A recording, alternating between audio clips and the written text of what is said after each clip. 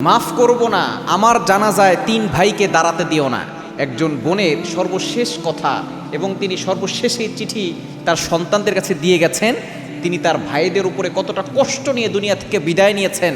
21 বছর ধরে তিনি বাবার সম্পত্তি থেকে যে অংশটা পাবেন সেটা ভাইদের কাছে চেয়েছেন, কিন্তু ভাইরা দেয় নাই। 3 ভাই সেই বোনের উপরে বাবার হক থেকে বোনকে বঞ্চিত করেছেন এবং 21 বছর পরে যখন এই বোনের বয়স 75 বছর হয়েছে, তখন সে অসুস্থ হয়ে পড়েছে। তখন ভাইয়েরা ক্ষমা চাইতে এসেছে, তখন সেই বোন ক্ষমা তো করেনি নাই এবং তিনি চিঠিতে লিখে গিয়েছেন, মাফ করব না, আমার জানাজায় 3 ভাইকে দাঁড়াতে দিও না।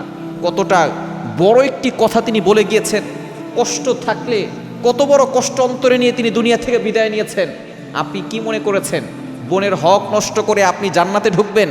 আল্লাহর কসম করে বলি, বোনের হক নষ্ট করে যারা সেজদায় কি আল্লাহকে খুঁজে তারা কখনো আল্লাহকে পাবে না। অনেকেই আছে প্রতিবেশীর হক দেয় না, বোনের হক দেয় না।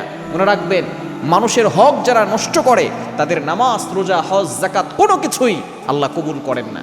আমাদের সমাজে কিছু মানুষ এমন আছে, লক্ষ লক্ষ টাকা খরচ করে সে মসজিদ নির্মাণ করে, সে মাদ্রাসায় দান করে লক্ষ লক্ষ টাকা, অথচ বোনের হক সে দেয় নাই। বাবা মারা যাওয়ার পরে বাবার সম্পত্তি থেকে যদি 1 প্যাকেট লবণও থাকে, এই লবণটাকেও ভাগ করে যতটুকু বোন পাবে সেটা বোনকে দিয়ে দিতে হবে। কিন্তু অনেক ভাই আছে বোনের হক বোনকে ফিরিয়ে দেয় না। আপনি বোনের হক না দিয়ে কখনো জান্নাতে ঢুকতে পারবেন না। মনে রাখবেন, এটা হচ্ছে জুলুম। গরুর প্রতি গরুর জুলুম আল্লাহ সহ্য করবেন না in the day of judgement, কিয়ামতের ময়দানে।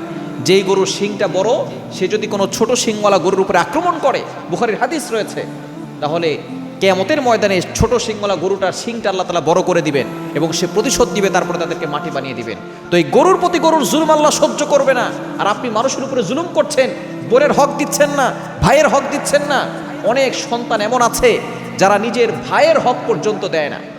অনেক সন্তান বাবা মরে যাওয়ার পরে জোর করে জুলুম করে ভাইয়ের হকটুকু নিয়ে নেয়, বোনের হকটুকু নিয়ে নেয়। সে মনে করে এগুলো সব নিয়ে সে কবরে যাবে। কবরে কিন্তু আমরা কিচ্ছু নিয়ে যেতে পারবো না। আমাদের যদি পুরুষ হয় তাহলে 3টা কাপড়, যদি মহিলা হয় 5টা কাপড়, এছাড়া কিচ্ছু আমরা নিতে পারবো না। এই ঘটনা থেকে একটা শিক্ষা আছে, আপনি যদি জুলুম করেন, অন্যায় করেন, আপনাকে হিসাব দিতেই হবে। দুনিয়াতেও দিতে হবে, আখেরাতেও আপনাকে দিতে হবে। এজন্য আসুন, কোনো সময় কারোর উপর অন্যায় করব না, জুলুম করব না, কারণ একদিন সকলকে চলে যেতে হবে। We have to go back to our Lord.